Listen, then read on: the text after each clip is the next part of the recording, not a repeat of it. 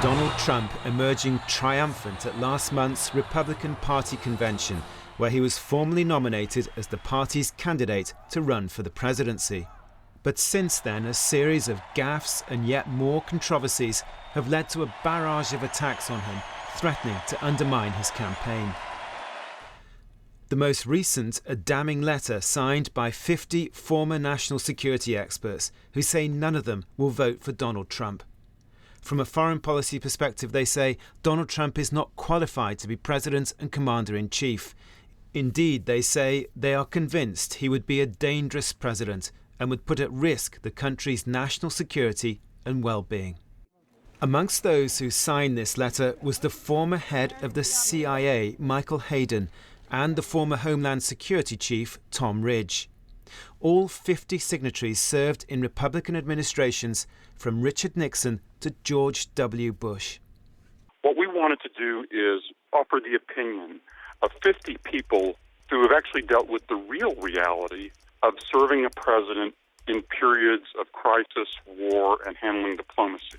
And all 50 of them say, when it comes to reality, instead of reality TV, Donald Trump is simply not qualified to be considered as a future president.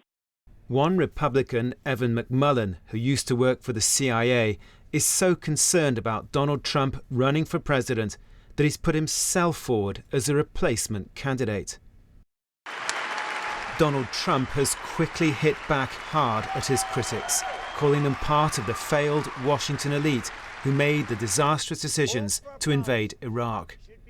But the pressure is now mounting on him from many different quarters, including the opinion polls, which put the Democratic candidate Hillary Clinton well ahead. Richard Galpin, BBC News. Well, let's discuss this for the next few minutes with Julianne Thompson, a Conservative Republican commentator and a Trump supporter. She joins me from Atlanta, and the Washington Post correspondent Mary Jordan joins me from Washington. She's one of the reporters that worked on a new book on Donald Trump, fact-checking what he said. Thanks to both of you for being here with us. Julianne, to you first of all, your reaction to this open letter.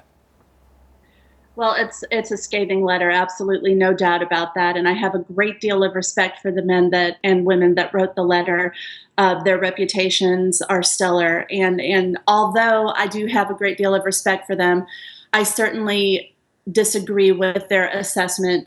Although I do believe that Donald Trump at times is undiplomatic in the way that he puts things, I don't think that a lot of the powers that be in Washington, including these experts, really have any sort of understanding about the political climate that we're in. And in the current political climate, when national security is at the forefront of everyone's mind, as it is in 2016, people are less concerned about diplomacy and more concerned about safety. And I think if you ask the average American voter, they will tell you it was not Donald Trump who was on watch when our ambassador and when our CIA contractors were killed in Benghazi. OK, I'll come back to that point in a moment, but let me put to you, the Republican candidate has questioned whether the US should honour its commitment to NATO. He's endorsed the use of torture, suggested that South Korea and Japan should arm themselves with nuclear weapons. When those 50 advisors say he's reckless, they're on the money. I mean, I've just read 3 of the things. I could have read more. And I understand. And I also have concerns with some of his policies. But I think that we're in a political climate in the United States on both sides of the aisle, whether it's the left or the right, when there is not an overwhelming amount of support for either candidate. And so people are now trying to choose who they believe will keep them the most safe. Okay, Mary Jordan, let me bring you in. How damaging do you think a letter like this is likely to be? Horrible.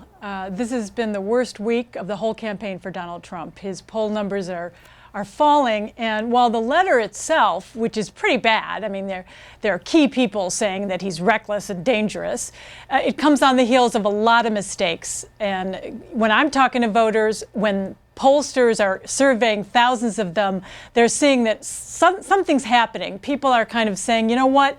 I think he's just too much of a loose cannon, and I don't think I can vote for him. How unique is what is currently going on within the Republican Party? Senior figures distancing themselves, making it very public and publishing details like they have today.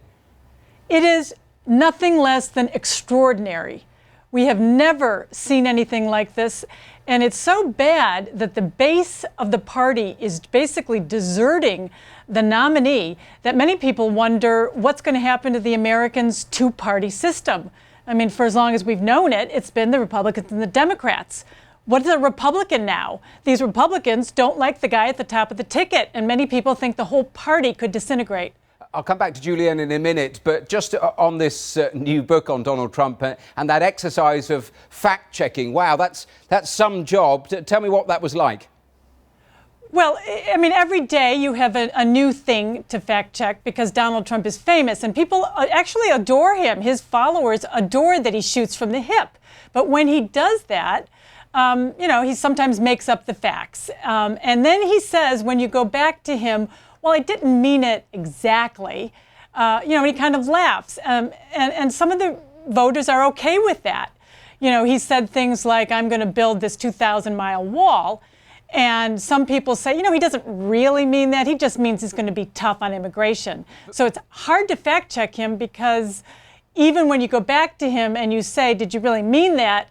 He sometimes says it's more like a feeling than an actual fact. But briefly, it is extremely effective. We saw a similar thing with the Brexit debate where people just would dismiss inconvenient facts as Project Fear. He does the same by saying, well, that's just the establishment elite or an establishment controversy. It is incredibly effective, though, as a tool. Yes, but what something's happening in the last week where people are suddenly saying, well, you know what, we want more specifics. We're now entering the final leg. Finally, people are going to go to vote in November, and people are focusing in a different way and demanding some specifics. Julianne, let me bring you back in. Just in terms of what Mary was saying, in terms of the support base, I mean, is that growing? Is he managing to widen the support to the people he needs to actually pull on board for November, or is it getting narrower with the sorts of missteps we've seen over the past 10 days? Well, I certainly agree with Mary when it comes to the fact that he needs to be specific. There needs to be more substance. Absolutely no doubt about that. People have been asking for that for quite some time.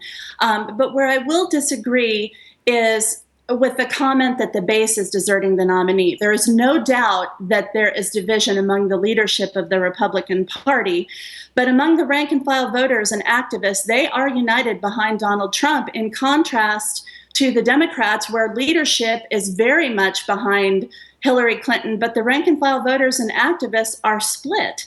And so I think you have two different situations there of dissatisfaction, but given the current circumstances and when it comes to leadership and when it comes to the activist base of the Republican Party who is actually going to get out and vote, I think we're sitting in a better position. And on that point, I mean, many people make the point that politics, certainly in Europe, seems to have changed. It's changing in America. Do you think people have actually caught up with perhaps a different driver, different rules at play this time around? I don't think that they trust the status quo. I think people have had enough of politicians who campaign one way and govern another. And it is that fact. And then you add to that the financial disaster that is Obamacare and other things, that terrorism, national security, and all of these things have worked together to build a perfect storm that has made a candidate who ordinarily would not be successful in a Republican primary or in the general election, like Donald Trump, very successful this time around. A quick final question to Mary Jordan. Is there any truth in that this is a Capitol Hill, a Washington bubble, and actually what the electorate, the key electorate for Donald Trump is all about are a few states and the disaffected there, and those people are listening to him? I've spent a lot of time in those battleground states. It's really going to be one in places like Ohio, where I just spent some time. It comes down to people, yes, they want change. And that's Hillary Clinton's problem. She's the same old thing we've had. But the new thing here is people are now saying, maybe Donald Trump is a little too scary, a little too reckless. So in November, it's going to come down to, are we going to go back to the same old thing that we're not that happy with? Or are we going to take a chance on this guy who could be dangerous? And that's where you're going to get the split. And right now, the math is that Hillary Clinton will win if the election were now. But of course, there's time until November.